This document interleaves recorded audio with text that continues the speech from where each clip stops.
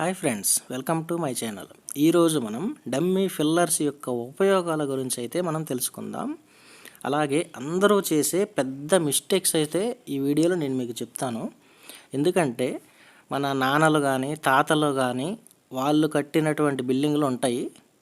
దానిపైన అయితే second floor third floor ఇలా వేసుకోవాలని ఉంటుంది. అంటే మన వాళ్ళు కొడుకులు ఇట్లా కొద్దిగా పెద్ద చదువుకొని సంపాదించిన తర్వాత పైన సెకండ్ ఫ్లోర్ ఇలా వేద్దాం అనుకుంటారు కదా. ఆ టయానికి వచ్చేవరకు ఇక్కడ ఈ సీకులు అయితే ఉన్నాయి కదా, రాడ్లు, ఇవైతే తుప్పు పట్టిపోయి ఉంటాయి. అలా చాలామంది అయితే ఫేస్ చేసే ఉంటారు ఇలాంటి ప్రాబ్లమ్స్. కానీ ఇవి వేసేటప్పుడు ఎంత జాగ్రత్తగా వేయాలో చెప్తాను. ఇక్కడ చూస్తున్నారు కదా, ఈ ఫిల్లర్ అయితే దీనికి మెయిన్ ప్రాబ్లం ఏంటంటే ఈ రాడ్స్ ఏవైతే ఉన్నాయో అవన్నీ సపరేట్ అయిపోయినాయి. ఎందుకంటే లోపల రింగ్ అనేది ఒకటి వేయాలి. అంటే అన్ని సీకులకి కలిపి, అంటే అన్ని రాడ్స్కి కలిపి ఒక రింగ్ లాంటిది. అది కూడా మామూలు ఐరన్ రాడ్డే, 8mm రాడ్ కానీ 6mm రాడ్ కానీ లోపల అయితే వేస్తారు. ఒక రింగ్ టైప్లో బెండ్ చేసి వేస్తారనమాట. అది వేస్తే ఏమవుతుందంటే ఈ రాడ్స్ అనేవి సపరేట్ అయిపోవు. ఏమన్నా వైబ్రేట్ అయినా ఇట్లా కదలకుండా అయితే స్ట్రాంగ్గా ఉంటాయి.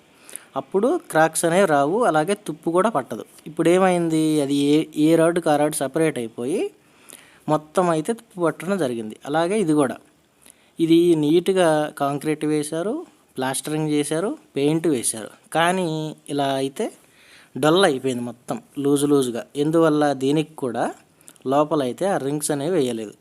మనకి ఇప్పుడు పైన ఫ్లోర్ వేద్దామనేసరికి ఆ రాడ్స్ అనేవి తిప్పు పడతాయి. ఎందుకంటే అంత స్ట్రాంగ్ ఉండదు, పైన ఫ్లోర్ వేసినప్పటికీ కూడా స్ట్రాంగ్గా అయితే ఉండదు.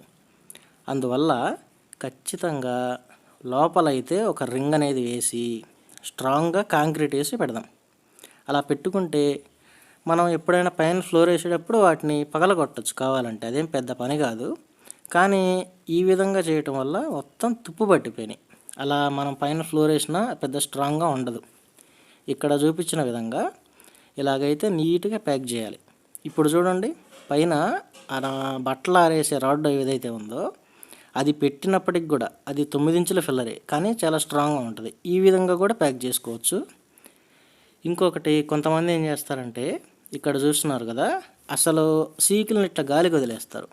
ఇవైతే అసలు పని చేయదు అనుకోండి. ఇక సెకండ్ ఫ్లోర్ వేద్దామంటే ఈ రాడ్స్ అనేవి అసలు పని చేయవు. కావున ఖచ్చితంగా ప్యాక్ చేసి పెట్టుకోండి. ఓకే, నచ్చితే సబ్స్క్రైబ్ చేసుకోండి.